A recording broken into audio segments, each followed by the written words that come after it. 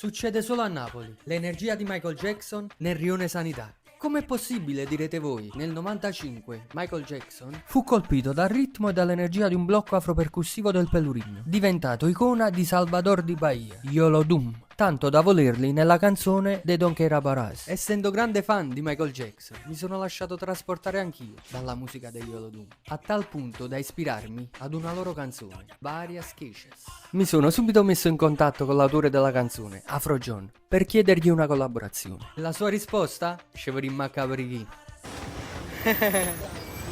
Nasce così? Vieni ancora qua. Vieni ancora qua. Vieni ancora a me incontriamo.